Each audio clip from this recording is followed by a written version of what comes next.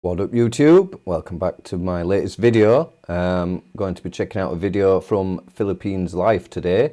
I do like his videos. I don't agree with everything he says, it's particularly about Britain. I think he's been away from here for so long, he's usually not got really the best opinions of what it's like here. But you know, this one should still be interesting. Because I've listened to the first few minutes and he's making reference that a lot of people are leaving Britain, which is true, like especially the rich. Because I had this conversation with some socialists on Twitter yesterday. They were saying that, you know, if we hike up the tax rates on the rich, that they won't leave, which is completely absurd because it's already happening. Like Steve is probably going to tell you the statistics, but more left last year than the previous year. So there's an upward curve of the amount of millionaires leaving the United Kingdom. And, you know, obviously, maybe not obviously, but we have some of the most in the world. I think we might have the fourth most. I think it's like us, Germany, China, USA. I believe that's the actual ranking. If I'm wrong, like, let me know in the comments. But anyway, we'll get into what Steve's got to say anyway. And as I should say, I'll be putting his details in the description. If you want to check out his video, please feel free to give him a subscribe, give his video a like, because obviously I'm just reacting to his stuff. Let's get into it. You lovely, lovely people. Oh, chickens have started already. Welcome back, Stephen from Philippines Life. And today we're going to talk about the UK and how it's broken.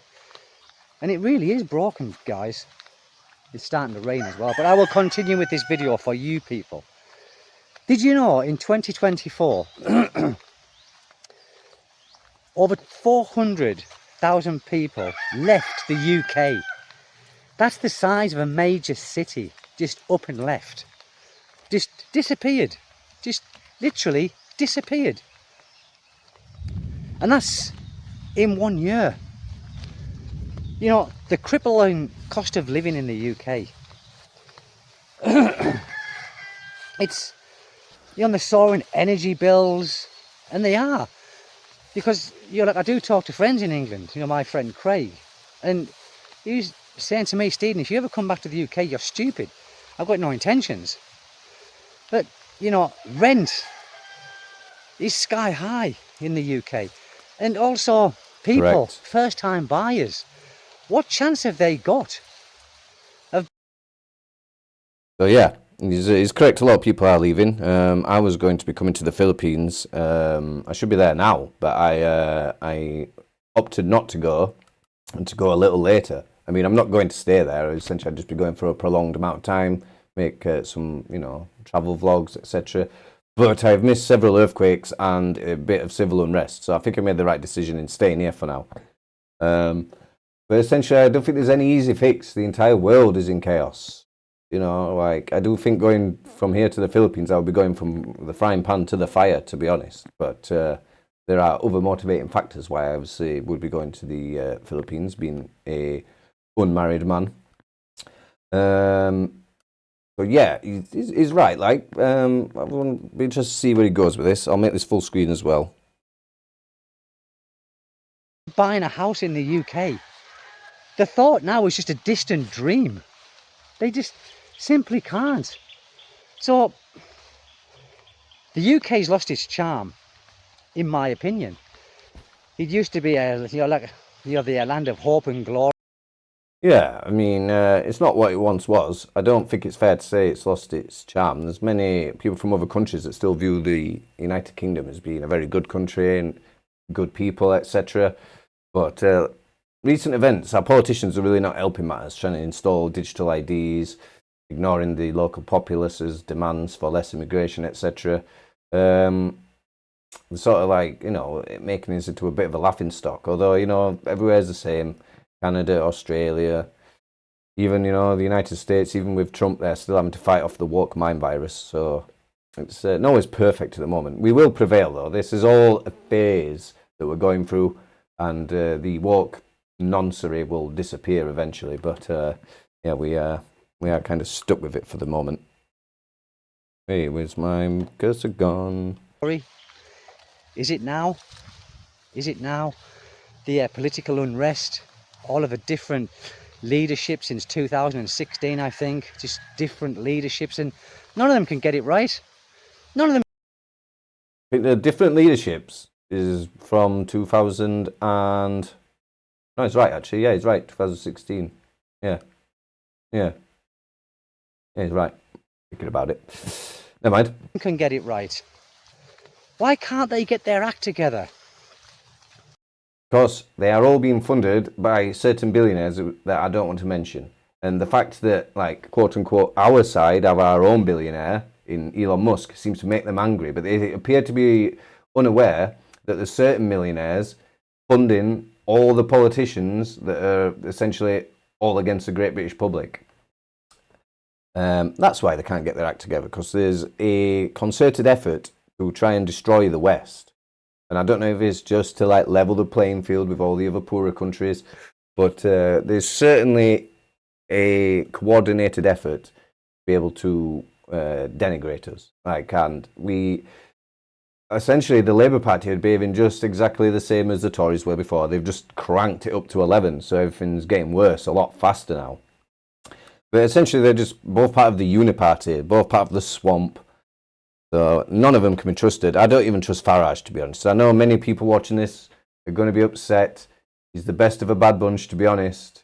That, you know, and I would prefer maybe Rupert Lowe to be in the running, but he's got Restore Britain, which is just a movement. So Farage is the probably best candidate. I do like Ben Habib, but I'm not sure if Evans can really manage to make any significant gains before the election. So we're probably going to be getting Farage, whether any of us want it or not. And that's not to say that I absolutely dislike Farage. I just don't think he's very trustworthy. He keeps kicking people out of his party that outshine him, which isn't good in my opinion. But yeah, he clearly isn't in the club, which is why they keep like relentlessly trying to make sure that he doesn't have any look into Parliament. So I don't think Farage is being funded by the elites that I won't mention. But neither is he on Elon Musk's side as well. So it's all a bit complicated at the minute, but we'll let Steve carry on. You know, would you stay in a country where you were able to leave for a better life? And I know, unfortunately, many people can't afford to leave because it's just financially impossible. Right, I'm going to say yeah now. I think when you leave here to go to the Philippines where Steve is, you're not essentially leaving for a better life. You're leaving for a more simple life. You're leaving the chaos of the West and the fast-paced nature, you know, constantly being harassed for like council tax, TV license, all these things that the Philippines doesn't have. So you're getting a more simple life, more down to earth. I'm not sure I would necessarily say it's better, because all the Filipinos I've ever talked to would really like to leave the Philippines because of what it's like there. And I'm not going to say negative things about the Philippines, even though these would be other people's opinions and not mine. But I'm not going to like down talk the Philippines with potentially many Filipinos liking my channel due to the nature of some of the posts I've made. But I would say it's not a better life. It's just more simple, more down to earth, more family orientated, less stressful. So it depends how you define better. You know, if you're retired, you know, Steve's not retired, but he's coming up to retirement, it probably is better for you. But for a young man such as myself, going and living in the Philippines full time now would be a horrendously bad idea. Maybe when I'm retired, it would be a lot better idea. But to work and create a business is obviously much better here at the moment. Things might change from this point, but as things stand now, things are still better here, obviously. But if you could, and many have in 2024, 400,000 people just left for pastures and Yeah, and what really annoys me is that some of these people are telling us that we need to fix it here so they can come back. Like, you come back here and help fix it. Why should we fix it and then allow you to come back? If you're the kind of person that's going to leave when the going gets tough and then want it to be fixed so you can come back, what's going to say you're going to be welcome back here? Essentially, you are just another form of traitor. You're just less treacherous than the communists, in my opinion. I mean, maybe my opinion will soften over time. Maybe if I end up in the Philippines for a prolonged amount of time, maybe I'll see it from a different perspective. But as a native who's always lived here in my entire life, I find it a bit insulting that people want us to fix it for them because they're too weak. You for a better life. If you could, I know you probably would leave, but of course people can't, and this is the problem. You know, I would leave for a short amount of time to obviously form a relationship, get to know a woman, get to know her family, etc. But we would be coming back here. We would be coming back to live here. You know what I mean? Like, it would be better for her, the children. Everything would still be better here. And I'm not trying to dunk on the Philippines. If any Filipinos watching this, I'm not being negative about the Philippines, but I'm sure you know more than me that there's many issues there. You know, I know of a few people that have told me that they had loved ones die in the hospital because they couldn't pay the hospital bills. Filipina P talks about that she had a boyfriend and a truck, or what we would call a lorry in the United Kingdom. It hit this young gentleman, young boy, and because he knew he was in trouble, proceeded to reverse over him and kill him. And that is something that would be highly unlikely here. But obviously it's not perfect here. We've got people getting stabbed more or less every day, people getting shot, people getting mugged, got these gangs of a certain ethnicity that are forming to rape the native English girls.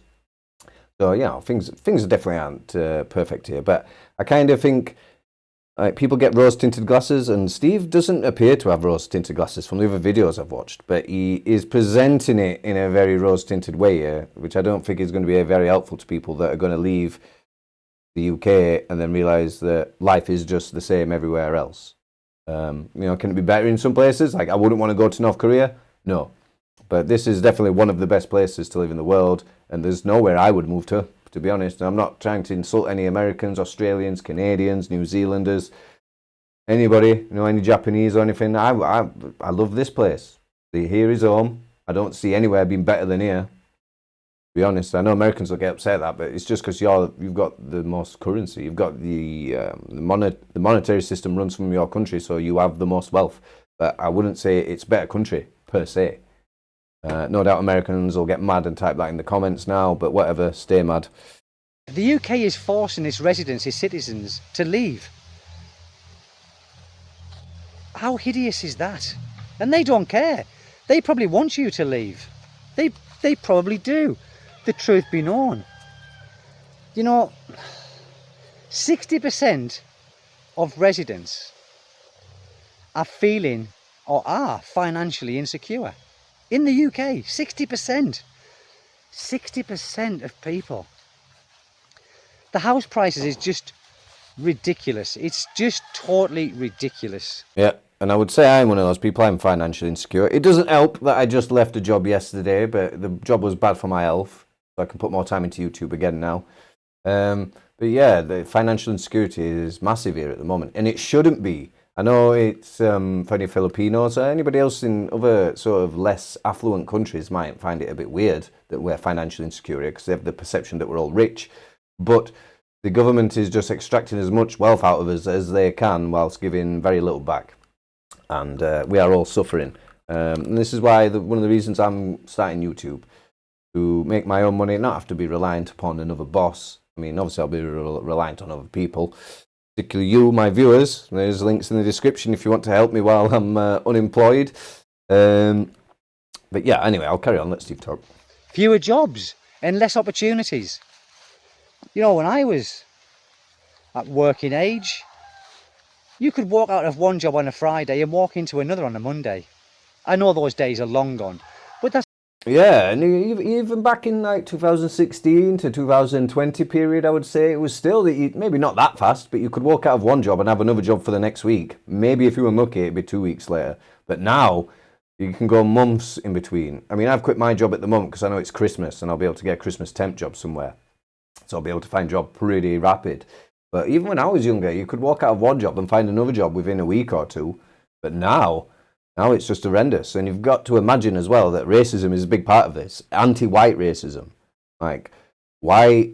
Because we whites will not put up with as much nonsense. We will tell the managers to go stick it up their ass, whereas the foreigners will not. The Africans and the Indians will just put up with anything because they're getting paid a lot of money compared to what they were getting paid back home. But we British will not. We will not be disrespected because we value ourselves. And I think that is making, it so that they do select the foreign-born people within the United Kingdom more so than they do us, which is racism. We should come first. When I've spoken to Filipinas, they find it very, very strange that my government doesn't prioritise British people for British jobs. They find it absolutely crazy because obviously that's what it's like in the Philippines. And I find it crazy. It should be the same here. Just because we're a rich country doesn't mean that we should not prioritise the native Brits. We should always come first at all times. We're the citizens, we pay all the tax, we're the ones who vote, we're the priority. That's what you could. You could. Financial stability. It's an impossible dream now in the UK. It's literally an impossible dream. Higher taxes. High taxes. Where, you seem to be working all the time. You're working more hours and getting less wages. These are just facts that I know. I mean, this is just the tip of the... Yeah, and he's right that the if you look at the graph for sort of, oh man, I'll have to do this back to front, for the cost of house prices and foods just goes up like that, but the wages goes up like this. So it creates this like sort of, sorry, I'm getting confused. It creates this like asymmetry with how one's rising compared to the other. So yeah, we're just getting squeezed. And no sympathy from anybody else. If you try and talk to many other people from other countries, they just think, oh, well, you're rich, blah, blah, blah. But we're not rich. There's poverty in this country, the same as everywhere else. People living on the streets. that I'm giving you here. Healthcare. All right? The NHS, it was something that, the Britons were once proud of. And maybe some still are. But, with the cuts and the waiting times... people slag the Philippines system off, the healthcare system, but at least if you're sick, you can see a doctor the same day. If you're Filipino, yeah, but they might still not conduct the full treatment because you can't pay for it. I've spoken to many people that have had loved ones die, like in the hospital because they couldn't pay for it. And if you're a foreigner, you are screwed because they're not going to do anything for you if you haven't got money.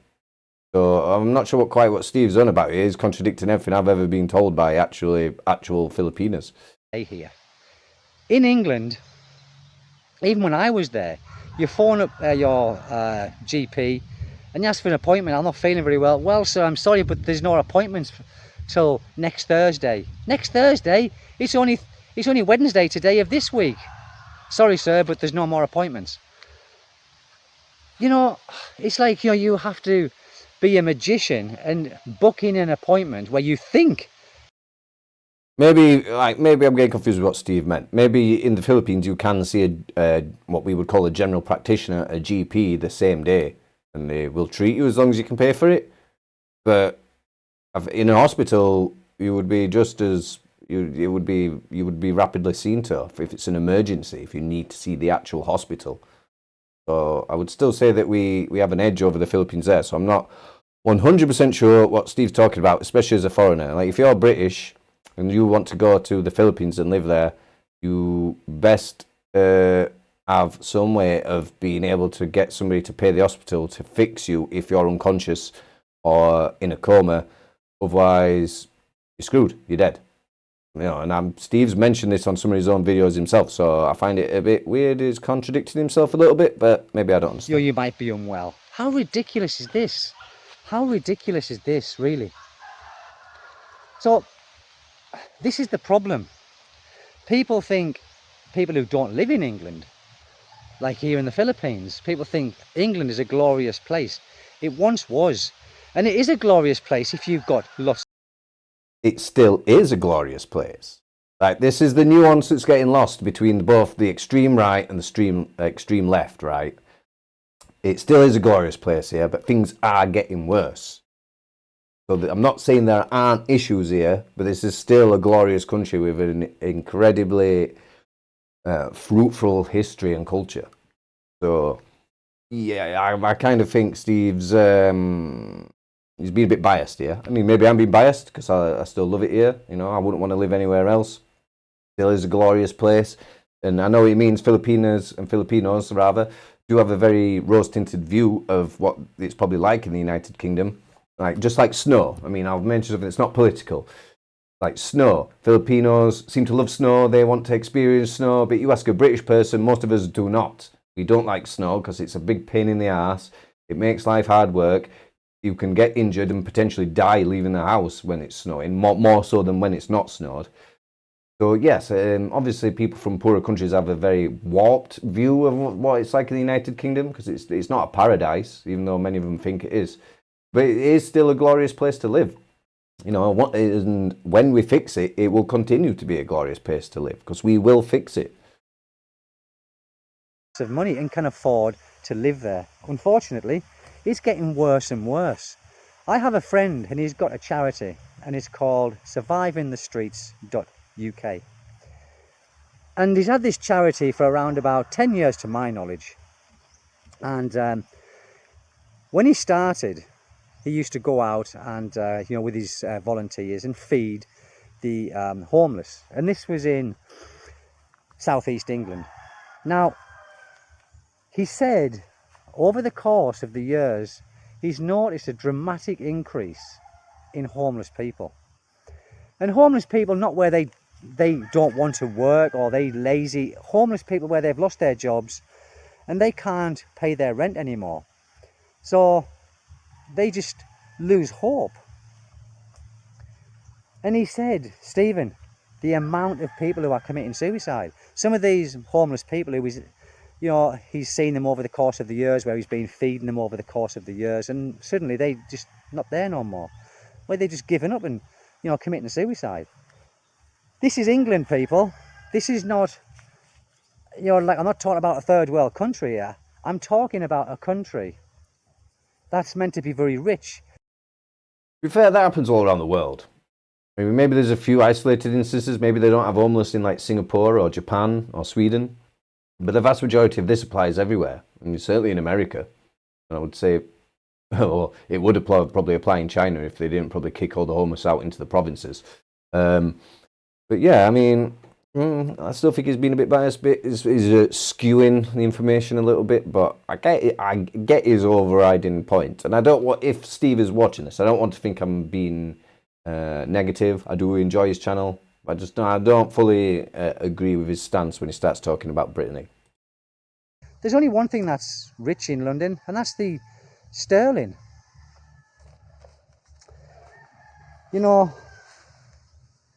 Nobody wants to live in poverty. Nobody. Unfortunately, this is the case, what's happening now in the UK. When I left 8.5 years ago, I didn't leave because I hated the country. I didn't. I still love my country to a degree. I'm patriotic, but I don't like what's happening to it. Some might say, well, what right have you got to comment when I don't live there? And quite right too. I don't think No.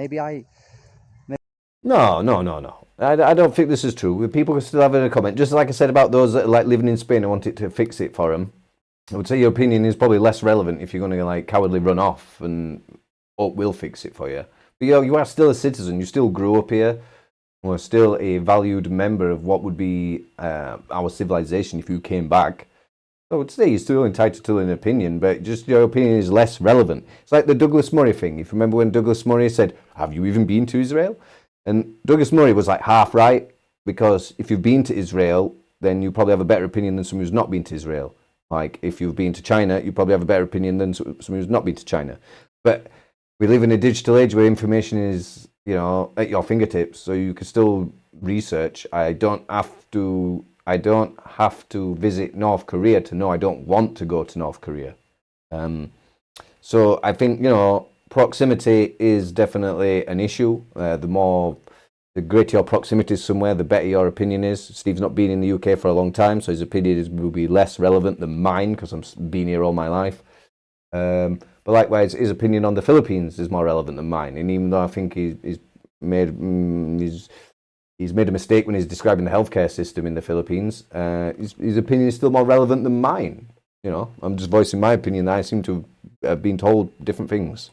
Maybe I haven't got a right to comment, but I've got a right to an opinion. And the opinion is, if you can leave a country where you're unhappy, then do it. Yeah, I mean, the only reason I'll be leaving is because there's no wife material women here that want a family and everything, etc. I mean, my issue is there's either women who've got kids, don't want more, they're too old, they are career focused, don't want children. So having a family here in the United Kingdom now is just almost impossible, at least for my age anyway. So I would be going to the Philippines to resolve that matter, but then coming straight back home once that is resolved. Yeah, I'll carry on anyway. It doesn't have to be here. You know, house prices in Portugal and Spain are much cheaper, and the cost of living in Spain and Portugal is much cheaper than the UK. They're having all the same issues. They're having the same issues with the immigrants. They're having the same issues with the elites not listening to them and trying to quash rebellion or quash dissent. Like it's like the whole of Europe, even Switzerland that isn't in the EU is having these issues, right? So there's nowhere in Europe you're going to run to escape this.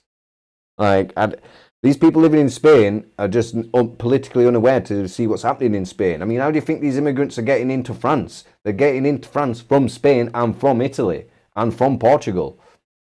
That's how they're getting here. Maybe not Portugal. But Spain and Italy are the two main routes that these migrants are coming into Europe and Greece. Then they go through to France, Germany and England. So you're not going to escape it, at least being in Europe. More and more people are going to these places. They're not just coming to the Philippines. Of course they're not coming to the Philippines. Yeah, I would say Philippines is a bit... Yeah, I would say Philippines is not on many people's radar, especially British people. They might go to Thailand, Malaysia. I don't think the Philippines is on many British people's radar, to be honest. Americans, certainly, but British people, I very much doubt most British people could point it out on a map. They would know it's in Southeast Asia. They'd probably point at Indonesia, I reckon. But they probably don't know where the Philippines is. And as far as I'm aware, I think the amount of people going to the Philippines is decreasing now due to many of the factors, which I won't get into in this video because we're talking about the UK. But yeah, obviously not everybody would want to go to the Philippines. It's a good country though, you know, English speaking, friendly people, even if it is a bit of a facade. You're dramatic leaving, especially if you're still at a working age where, you know, career prospects in the Philippines for a working person from a first world country is minimal. You know, you come here, you'd be working if you got the right visas, but the salary would be terrible. But yeah, you'd essentially be stranding yourself there unless you kept enough money in a bank account that nobody could ever rob you from for your flight back. You would trap yourself in the Philippines. You would, and then the Filipinos would wonder why you've done that. Why have you come living on their wage and now you can't leave again? And yeah, it's very sunny, but you have lots of you have lots of typhoons, lots of earthquakes, volcanoes. Obviously, there's the old corruption element, which I won't get into, as well as what's happening with the tourists in Manila at the minute. Yeah, there's nowhere that's a paradise. Not even Japan. And lots of people think Japan is going to be a paradise, and you know it's not. I suppose it's in relation to the cost of living. Portugal and Spain is much better. The price of the houses there are very cheap, like I said, and the cost of living is a damn sight cheaper than the UK. Do you know the average rent, not in London, but in southeast England, for a 2-bedroom house is around about 800 quid plus a month. £800 a month. That's what it was when I was there. What is it now? 1,000? 900? I don't know. Yeah, I'd say it's over 1,000 easy. I would say it's probably like I don't live in London, but I'd say it's like 1,200 a month. But I don't know, maybe I'm wrong. I don't live in London. Imagine you're on, I don't know what your wage will be, but that's one wage packet a month is gone on salary. On your salary is gone on your rent. Then we have council taxes, 150 quid a month, depending on the banding of where you are. Then the skyrocketing energy prices, which I spoke about earlier in the video. Skyrocketing energy prices. Now, yeah, no, I think maybe that's. I mean, Filipinos can relate to the electricity situation, maybe, because Filipinos' electricity will just get cut off if they can't pay their bill. But likewise, they don't have to pay heating. So Filipinos will not understand how our energy prices in winter just go whoop, and they're like double almost what they would have been in summer, because now we're having to heat our homes, which is either done by electric or gas, unless you've got a coal fire. And even then, that's not free. You've still got to buy the coal. So yeah, I mean, it's maybe something in other warmer countries can't relate to, is the energy costs thing, other than maybe electricity. it doesn't take a lot to figure out. The money dwindles very quickly. Your salary is dwindling very quickly. Work-life balance in the UK. Now, I remember when work-life balance was a work-life balance. You'd start work at 8 in the morning, you finish at 5. Does that exist now? I don't know. Because I think with a normal salary of 8 till 5, people... Yeah, it's not very common though. Most jobs want you to be like flexible. You know, those 9 to 5 shifts are very sought after. There was a long period of time where I kept trying to get onto day shift type work so I could go kickboxing in the evening, and I've just had to abandon that, try and stay as fit as possible. But I just can't. I can't seem to keep a job where I can then go kickboxing all the time. Probably couldn't survive. So people are working more overtime, more taxes, less take-home pay. All of these things are part and parcel of this exodus of people who are leaving the UK. As I said, not necessarily coming to a Southeast Asian country, but going to countries, Sweden, Denmark, where they've got a better life. Well, I'm going to leave the video here for now. I think we've more or less covered what Steve had to say. I would say he's broadly correct. You know, seems to. I don't think he's looking at maybe things through rose-tinted glasses and forgetting what is great about the United Kingdom. But you know, overall, I'd say he's right. He seems to be mostly on the button with what's happening in the United Kingdom. Yeah, and I'm sorry about the quality of this video if you made it to this part of the video. My camera seems to be working a lot better, but the stream I'm recording from is choppy AF. I need a new computer. That appears to be the next thing I need to get now that I've resolved some of the other issues. Still, recording from my desktop is not awesome. So I'm just going to leave the video here since it's all choppy, but you know, if you want to see what Steve has to say in the rest of the video, make sure you go give him a like and subscribe. I'll leave the link in the description, and I will see you in the next one. Toodaloo.